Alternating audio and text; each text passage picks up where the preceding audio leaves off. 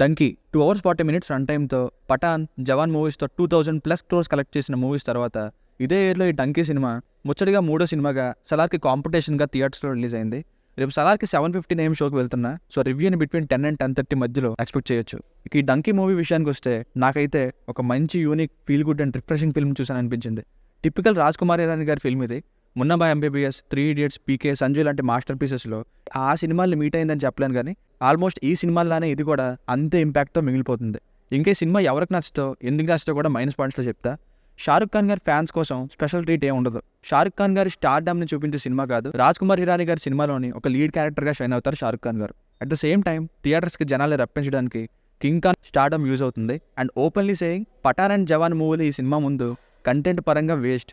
కానీ సలార్ కాంపిటీషన్ వల్ల ఇది 1000 crores కలెక్ట్ చేయకపోవచ్చు, కానీ మంచి కలెక్షన్స్ వస్తాయి దీనికి కూడా. నేను ప్రభాస్ వాన్నే, అట్ ద సేమ్ టైం రివ్యూస్లో జెన్యూనెస్ మెయింటైన్ చేయాలనే అనుకునేవాడిని కూడా. సో ఓపెన్గా చెప్తున్నా, ఈ సినిమా చాలా బాగుంది. ఫ్యామిలీతో చూడొచ్చా అంటే ఎస్ చూడొచ్చు, అడల్ట్ కంటెంట్ ఏమీ లేదు. బేసిక్ స్టోరీ లైన్ ఏంటంటే World War II situation use చేసుకొని ఆ తర్వాత కొందరు పంజాబీలు ఇంగ్లాండ్కి ఎందుకు వెళ్ళాలనుకుంటున్నారు, అసలు వెళ్ళడానికి వీళ్ళు ఎంచుకున్న ఆ డంకీ దారి అలియాస్ డాంకీ దారి అలియాస్ దొంగదారి ఏంటి, చివరికి ఏం జరిగింది అన్నది story. Plus points, Raj Kumar Irani గారు కనిపిస్తే దండం పెట్టాలనిపించింది. రొటీన్ సినిమాలు వస్తున్న ఈ కాలంలో ఆయన చేసే ప్రతి సినిమాకి 3-4 years గ్యాప్ తీసుకొని కొత్త కాన్సెప్ట్తో మంచి ఫీల్ గుడ్ ఫిల్మ్స్ని ఇస్తారు. ఈ సినిమాలో కూడా ఎమోషన్స్ కానీ, ఫన్ కానీ, థాట్ ప్రొవోకింగ్ సీన్స్ కానీ ఎక్కడ తగ్గవు. 3 Idiots స్టైల్లో సినిమా స్టార్ట్ చేసి ఈ కంటెంట్కి తగ్గట్టుగా ఎండింగ్ ఇచ్చారు. పోస్ట్ ఇంటర్వల్ ఇమీడియట్గా వచ్చే సీన్స్కి స్క్రీన్స్కి అతుక్కుపోతాం. అండ్ షారుఖ్ ఖాన్ గారు కూడా అన్నారు ఒకసారి, రాజ్ కుమార్ ఇరానీ గారి సినిమాలో నటించడం నా అదృష్టం అని. షారుఖ్ ఖాన్ గారు ఫస్ట్ హాఫ్లో అలా వచ్చి వెళ్ళిపోతుంటారు, కానీ సెకండ్ హాఫ్ అంతా పర్ఫార్మెన్స్తో రాక్ చేశారు. ఇలా స్క్రిప్ట్ ఓరియంటెడ్ రోల్స్లో ఆయన చూడడం హ్యాపీగా అనిపించింది. ఫస్ట్ హాఫ్లో ELTS ఇంటర్వ్యూ సీన్స్ అండ్ ఆ particular 10 minutes English testing scenes అయితే మూవీ మొత్తానికి మేజర్ హైలైట్స్ అని చెప్పుకోవాలి. నవ్విస్తూనే బాధ అనిపించేలా చేస్తాయి. ఇంగ్లాండ్ వెళ్ళాలని తప్పన పడే రోల్లో విక్కీ కౌశల్ గారు, ఇంకో ఇంపార్టెంట్ రోల్లో ఇరగదీసిన తాప్సీ గారి పర్ఫార్మెన్స్, తక్కువ టైంలో డిఫరెంట్ పర్ఫార్మెన్స్తో వీళ్ళిద్దరు ఎక్కువ షైన్ అవుతారు. ప్రతి సాంగ్ కూడా వినడానికి చూడడానికి బాగుండేంత మంచి రిక్వైర్డ్ అండ్ సిచ్యువేషనల్ సాంగ్స్ అనే చెప్పాలి. బ్యాక్గ్రౌండ్ మ్యూజిక్ కూడా బాగుంది.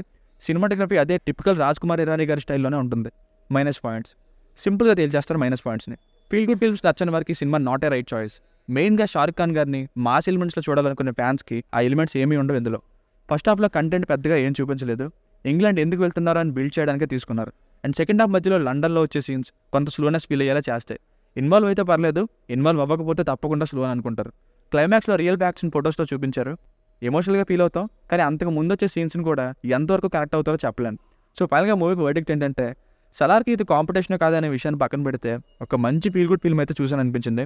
It's an entertaining and feel good emotional roller coaster. దీనికి రేటింగ్ వచ్చేసి, ఇది నా ఒపీనియన్, 3.5/5. మీకు కనుక రివ్యూ నచ్చినట్లయితే మరిన్ని రివ్యూస్ కోసం మన ఛానల్ని సబ్స్క్రైబ్ చేసుకోండి. Thank you.